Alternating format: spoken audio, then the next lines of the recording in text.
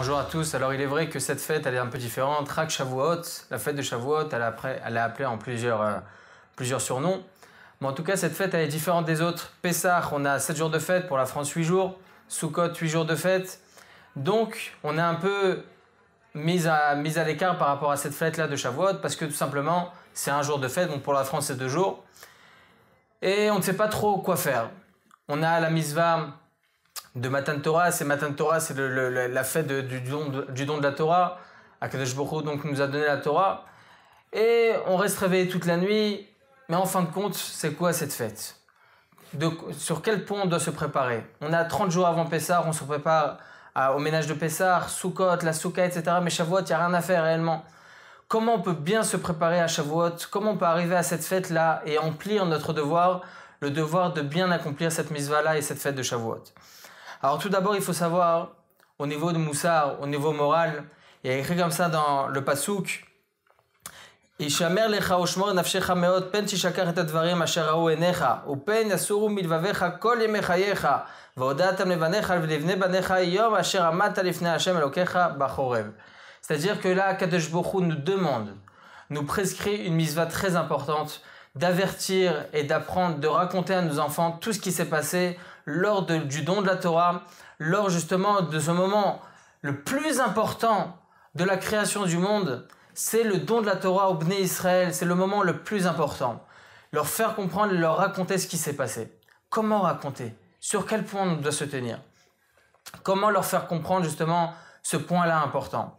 Eh bien, il faut savoir que le don de la Torah, c'est le moment, le point culminant de la Emunat Hashem. C'est le point culminant de la croyance divine que Akadosh Baruch Hu est descendu birvodo beasmo, est descendu dans notre monde, sur notre terre, pour nous donner la Torah. Alors, on va raconter en quelques lignes comment ça s'est passé le don de la Torah, parce qu'on est certaines fois pas assez préparé à cela, et justement on a la mitzvah de raconter, comme on a la mitzvah de raconter la Haggadah de Pessah, tout ce qui s'est passé lorsqu'il y a eu les 10 plaies, etc. On a la même mitzvah de raconter comment ça s'est passé lors du Mahamad Har Sinaï, du don de la Torah. Alors il faut savoir que à l'année 2448 de la création du monde, Akadosh Baruch Hu descend, comme on a dit, birvodo beasmo, de sa propre présence divine, il descend de lui-même. Il y a écrit comme ça dans le Midrash que c'était une boule de feu. Une boule de feu qui était séparée de 3 paravents. Un paravent d'obscurité, un paravent de nuée et un autre paravent de brouillard. Il y a écrit comme ça, c'était 3 mechitzot. Plus 7 autres mechitzot qui étaient de feu, qui étincelaient. Akadosh Baruch Hu donc ouvre le 7 cieux et tout le monde voit cela. Imaginez-vous 600 000 personnes, sans compter les femmes, sans compter les gens plus que 60 ans, moins de 20 ans. Donc il y avait des millions de personnes qui étaient présents lors de ce Mahamad, lors de ce moment précieux pour le Ham Israël. Et là, ils voient ça devant leurs yeux, les 7 cieux ouverts, 600 000 malachim, 600 000 anges qui descendent avec Akadosh Baruch Hu, avec cette boule de feu. Et mis à part ça, 25 000 autres anges qui descendent, qui étaient beaucoup plus proches d'Akadosh Baruch Hu. Et là, tout le Ham Israël est présent. Mais il y a quelque chose qui se passe, c'est que le Ham Israël dormait. Le Ham Israël, le peuple juif, était en train de dormir et Akadosh Baruch Hu était obligé de les réveiller avec des sons du shofar et des sons des malachim, comme il y a écrit dans le Midrash. Et donc, Moshe Rabbeinu, il vient pour les réveiller. Il leur dit, il faut se réveiller, Akadosh Baruch Hu, il est là, il est présent. Et ils se réveillent, ils s'injurent sur eux-mêmes, ils se disent comment on a pu s'endormir, comment on a pu ne pas rester réveillé, alors qu'on savait très bien que c'était la veille justement de ce moment précieux. Et justement, tous les ans à Shavuot, on a une mitzvah de rester réveillé, on va le voir Bezrat Hashem ça par la suite. Mais on va continuer le Midrash. Donc le Ham Israël se réveille et voit tout ça devant eux. Et Akadosh Baruch Hu écrit comme ça qu'à ce moment-là, le monde entier s'arrêta. Le monde entier, les oiseaux ils ont arrêté de crier, ils ont arrêté tous les animaux du monde entier ont arrêté de parler, la mer a arrêté de bouger, le soleil a arrêté de bouger, tout le monde était arrêté, était scotché devant ce moment-là. Et là, les autres peuples du monde, ils ont vu tout ça. Ils étaient présents. Ils sont rentrés chez Bilam. Ils ont dit, qu'est-ce qui se passe? Bilam, on savait très bien, c'était un grand prophète. Et Bilam, c'était un rachat, c'était un mécréant. Et Bilam, il dit à Hachem, Oz la moïten. Akadosh Baruch Hu, il est présent, il donne la Torah au peuple juif. Et tous les autres peuples, ils étaient là. ils baissèrent leurs bras, ils ont dit on n'a plus rien à faire, c'est le peuple élu, c'est le peuple que Akadosh Baruch Hu a choisi pour le don de la Torah. Il y a écrit comme ça que lorsque Akadosh Baruch Hu il est descendu, tous les autres montagnes, ils ne savaient plus comment faire. Il y en a certaines qui montaient, qui descendaient jusqu'à Akadosh Baruch Hu, les a apaisés, leur a dit vous en faites pas, ça y est, c'est un moment de gloire, c'est un moment où je donne la Torah au peuple juif. Akadosh Baruch Hu donc leur a demandé de se taire. Toute la création du monde était scotchée devant Akadosh Baruch Hu.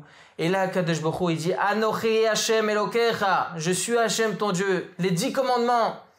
Il y a écrit comme ça que tellement que la présence divine, elle était là. Et cette parole-là, elle était tellement forte que leur neshama s'est envolé vers Akadosh Baruch Hu, à tel point où c'était matok, c'était doux pour le peuple juif.